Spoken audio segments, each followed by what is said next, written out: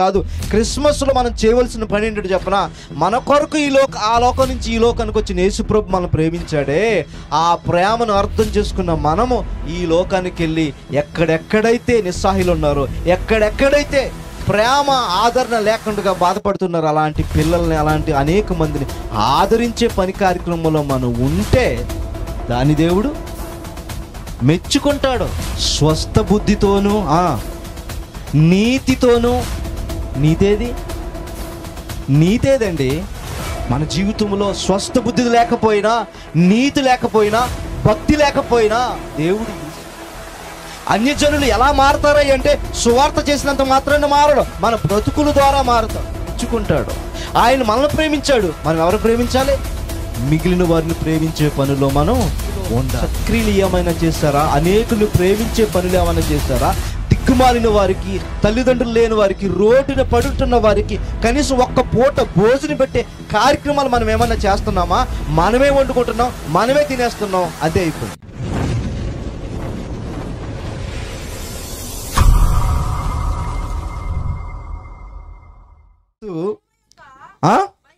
మహిమ యొక్క ప్రత్యక్షత కొరకు ఎదురు చూచుచు ఈ లోకములో అది స్వస్థ బుద్ధితో ఉండాలట.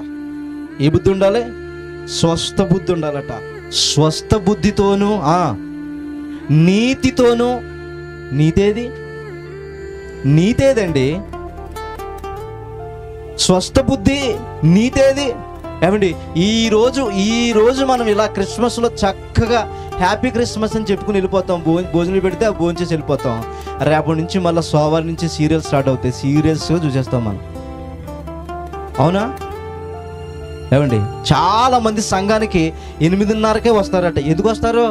8:30కి ఒక సీరియల్ వస్తుందంట.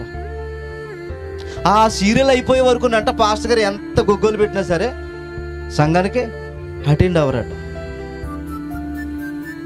సీరియస్గా మనం చేసే పని ఏంటంటే సీరియల్ చూస్తుంటాం, అక్కడ బోధినేస్తాం, ఇక్కడ సీరియల్ చూసేస్తాం, సినిమాలు చూసేస్తాం. ఏది నీతి లేదు. ప్రతి కార్యక్రమంలోనూ పార్టిసిపేట్ చేసేస్తాం, ప్రతి ఈవెంట్లోనూ మనం ఉంటాం, అన్ని మాటలు వింటాం, కానీ మన బుద్ధి మాత్రం మార్చుకోం. చరిత్ర మార్చేశాడు ప్రభు అన్నది మనకు కాదు, చరిత్రలో నీ జీవితం మారిందని ప్రభు చూస్తుంటాడు. బెత్లెహేములో దావీదు పట్టణం ముందు రక్షకుడు పుట్టాడు, ఓకే, కానీ నీతియుక్తమైన నీ జీవితంలో ప్రభు పుట్టాడా? ప్రభు పుట్టిన నాటి నుండి నీ జీవితం ఏమాత్రం కూడా వెనుతిరిగని జీవితంగా ఉందా? ఇది నీతేది? ప్రభు నిన్ను అడుగుతున్నాడు. నువ్వు ఏ ప్రభు కారణాన్ని బట్టి హ్యాపీ క్రిస్మస్ అని సెలబ్రేషన్ చేసుకుని పండుగ చేసుకుంటున్నావో ఆ ప్రభువే అడుగుతున్నాడు. ఏమంటున్నాడు? స్వస్థ బుద్ధితోనూ నీతితోనూ. భక్తేది? మన జీవితంలో స్వస్థ బుద్ధి లేకపోయినా, నీతి లేకపోయినా, భక్తి లేకపోయినా దేవుడు ఇష్టపడడు. సమాజం నీ జీవితాన్ని చూస్తుంటుంది. చుట్టూ ఉన్న సమాజం, నువ్వు క్రైస్తవురాలు నువ్వు అనుకుంటావేమో, నీ బ్రతుకు చూస్తుంటుంది. నీ బ్రతుకులో మార్పు వచ్చినప్పుడే ఈమె జీవితాన్ని చూసే ఆమె ప్రభుని అంగీకరించడానికి ఇష్టపడుతుంటుంది. నీలో మార్పు లేనప్పుడు నువ్వు మాత్రం క్యాజువల్గా బ్రతుకుతుంటే ఆమె జీవితంలోనికి మార్పు రాదో.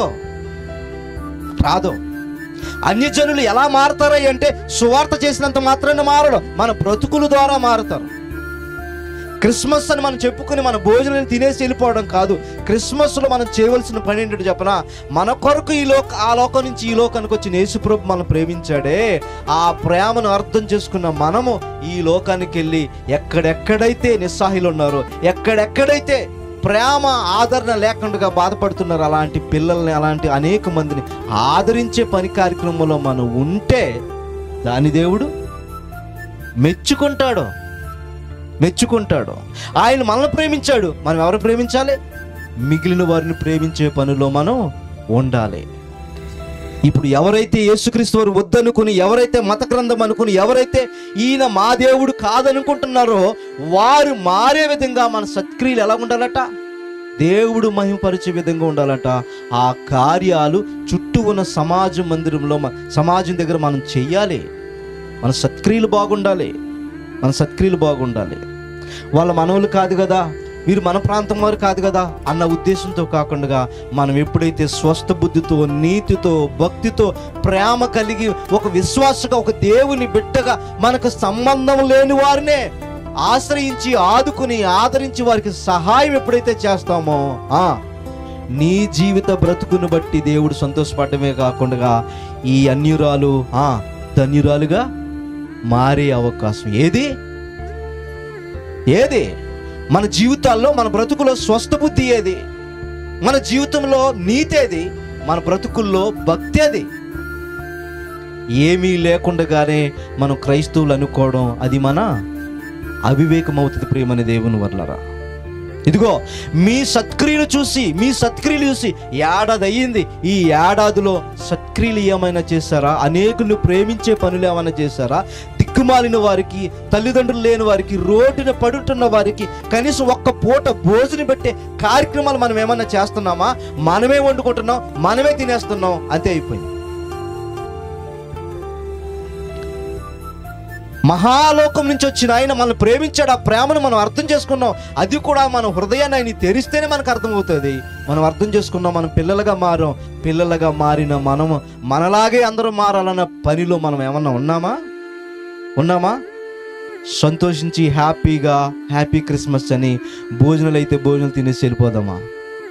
ప్రేమని దేవుని వర్లారా, మన బ్రతుకుల్లో దేవుడు మనం ఏదో తన కొరకు చెయ్యాలని ఇష్టపడుతున్నాడు. మన కొరకు తన కుమారుని పంపినప్పుడు, మన కొరకు ప్రభువైన యేసుక్రీస్తు అని లోకానికి పంపినప్పుడు మనము కూడా లోకానికి వెళ్ళాలి, సర్వలోకానికి వెళ్ళాలి, సర్వ సృష్టికి సువార్త ప్రకటించాలి, వాక్యాన్ని ప్రకటించాలి. దుర్మార్గంలో ఉంటున్న వారిని, పాపంలో పడి ఉన్న వారిని మనము కూడా ఏం చేయాలి? తీసుకురావాలి, సేవ్ చేయాలి.